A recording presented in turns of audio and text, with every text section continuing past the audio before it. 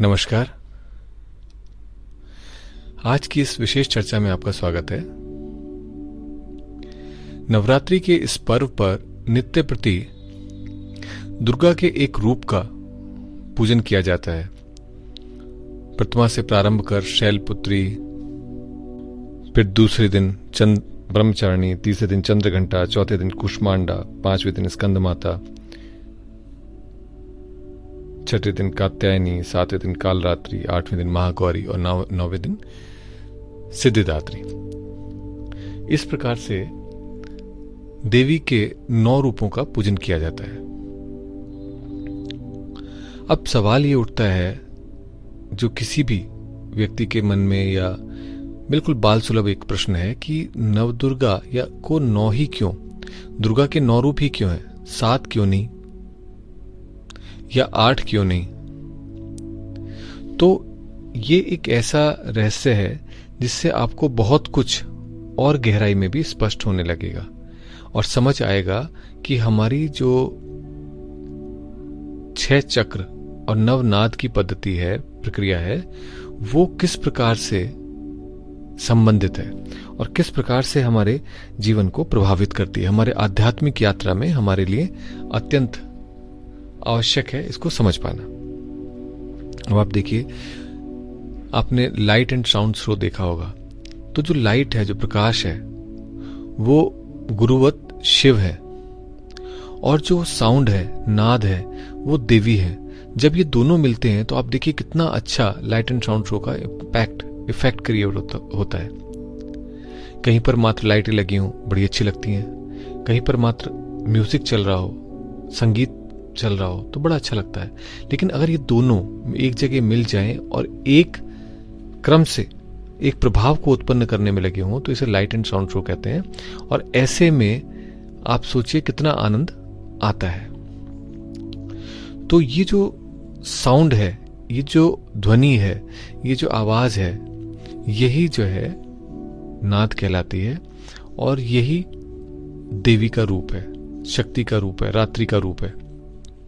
तो ऐसे में ये जो साउंड है, नवनाद है, ये नाद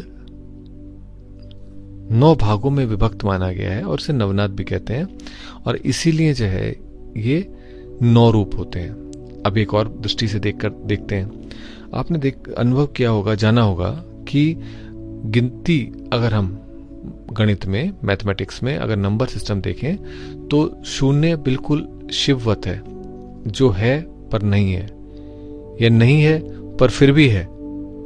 आप अनुभव कीजिए इन दोनों लाइनों को।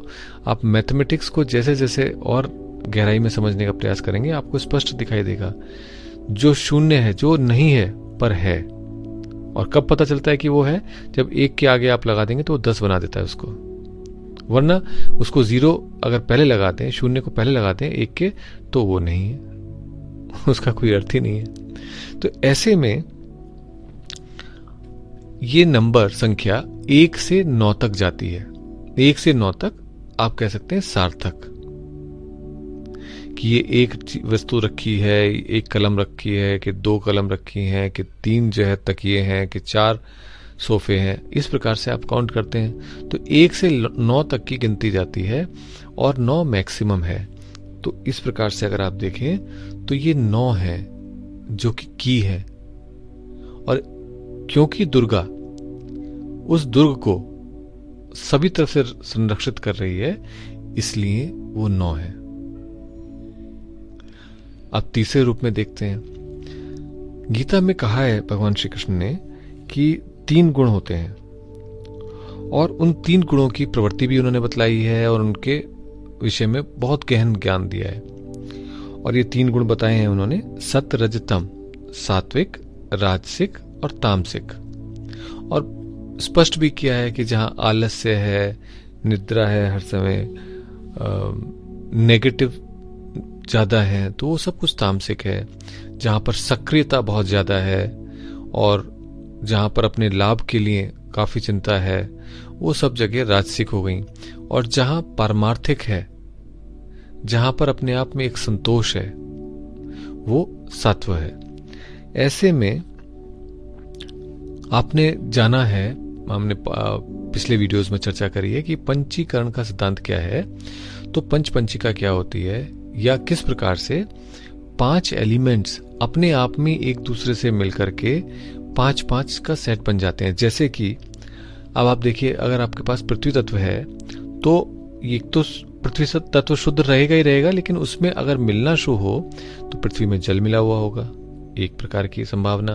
पृथ्वी में अग्नि होगी, उसके ऊपर लपटें उठती हुई, तो दूसरी संभावना। पृथ्वी पर वायु चल रही होगी, ये तीसरी संभावना, जिससे मिट्टी उड़ रही होगी। पृथ्वी पर आकाश तत्व यानी कॉस्मिक रेज और ये सब का प्रभाव पड़ रहा होगा, ये चौथी संभावना।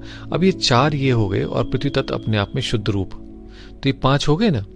तो इस प्रकार से हमारे शरीर में अगर आप देखें तो 5 चक्र भी हैं जो उस शुद्ध तत्व को स्टोर करते हैं और उसके माध्यम से चारों तरफ विभिन्न तत्वों से मिल करके हमारे जीवन का निर्माण करते हैं। तो इसी प्रकार से ये जो 3 गुण हैं, सत रज तम, ये भी अपने आप में एक दूसरे से मिलित होकर के विभिन्न प्रकार की संभावनाओं को स्पष्ट करते हैं।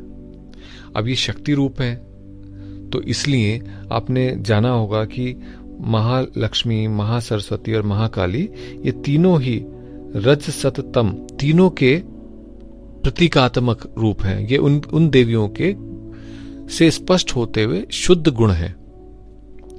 अब ऐसे में आपने दुर्गा सप्तशती में भी अनुभव किया होगा जब पढ़ा हो कि यही 3 शक्तियां हैं, जो 3 शक्तियां मिलकर के मल्टीपल शक्ति बनती चली जाती हैं, और वो कई फॉर्म्स में, कई आकृतियों में, कई प्रकार की संभावनाओं में अपने आप को प्रकट करती हैं, और दुस्तर से दुस्तर पूर्ण समस्याओं से युक्त स्थिति को भी नियंत्रण में ले लेती हैं और हमारे लिए सुकर कर देती हैं।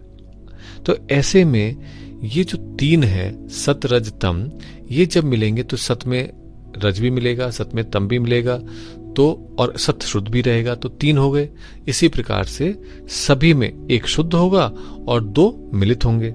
फिर अगर इस प्रकार से आप देखें तो 3 गुणा 3 9 रूप या 9 गुणों का कॉम्बिनेशन बन जाएगा, जो कि मिलित हैं, और 3 जिनमें 6 मिलित हैं और 3 शुद्ध हैं। अब आप देखिए कि ये 3 शुद्ध तो हो गए देवी आद्य शक्ति के 3 मूल रूप, जिन्हें लक्ष्मी, सरस्वती और काली कहा गया है। और उसके बाद शेष रूप और भी अन्य रूप हो जाते हैं। तो यही वो 9 रूप हो जाते हैं जब आद्य शक्ति, जिनको दुर्गा कहा जाता है, जब वो प्रकट होती हैं तो वो अपने आप में 9 प्रकार के रूपों में अपने आप को अभिव्यक्त करती हैं, प्रकट करती हैं। और ये जो 9 रूप हैं, यही शैलपुत्री आदि कहलाते हैं। तो अब आप अगर गौर से इसे देखें या समझने का प्रयास करें तो आपको स्पष्ट हो जाएगा कि वास्तव में उन्हीं गुणों से युक्त हैं ये देवियां। कुछ देवियां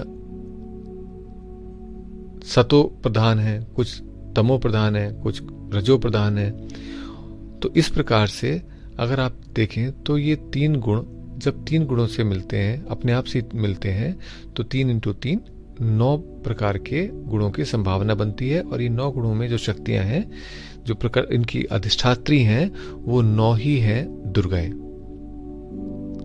तो इस प्रकार से अगर आप देखें तो स्पष्ट हो जाता है और बहुत सरल रूप से समझ में आ जाता है कि वास्तव में 9 दुर्गा का जो रहस्य है वो बहुत गहरा है।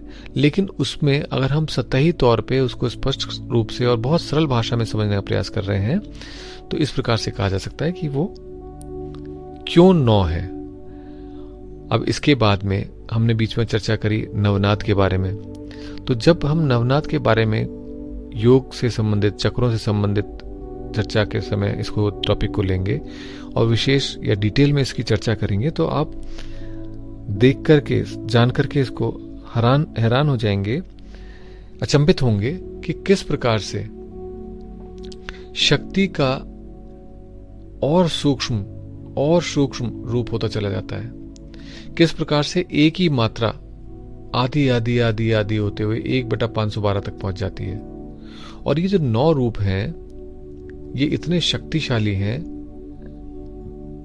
कि ये हमें अल्टीमेटली भगवत रूप बना देते हैं।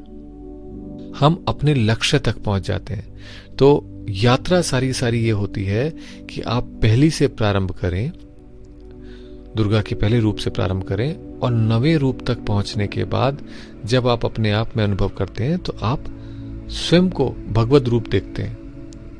यही है नवनाथ का रहस्य। अब इसको अगर आप देखें तो सांस्कृतिक रूप से हमारे ऋषि मुनियों ने कितना अच्छा सजाया है कि नवरात्रि होती है इस समय, और नवरात्रि के बाद में 10वां दिन जब आता है तो राम रावण को मारने के बाद राजकुमार राम नहीं रहते, भगवान राम बन जाते हैं। वो भगवत चेतना बन जाते हैं, वो भगवत सत्ता बन जाते हैं जो पूरे समाज को एक मार्गदर्शन देती है, एक दिशा दिखाती है, एक सत्य की बुराई पर असत्य पर जीत को स्थापित करती है, दिखाती है कि ऐसा ही होगा, ऐसा ही होता है। यही प्रकृति का नियम है और इसीलिए वो भगवान है। तो नव दुर्गा मात्र नवरात्रि पर की जाने वाली पूजाएं नहीं है, वो उन पूजाओं में बहुत गहरे रहस्य जो छिपे हुए हैं उनको समझने का प्रयास है। आशा है कि मेरे आज के इस चर्चा से आपके मन में बहुत सारे प्रश्न उठे होंगे, और वो प्रश्न उठना स्वाभाविक है, और उनके उठने से ही उनके उत्तर भी प्राप्त होने प्रारंभ हो जाएंगे। कोई जल्दी उत्तर मिलेंगे, कोई देर से मिलेंगे, पर आपकी ये यात्रा नव दुर्गाओं की ओर प्रारंभ हो, ऐसी ही शुभकामना के साथ आज के लिए इतना ही। नमस्कार। नमस्कार।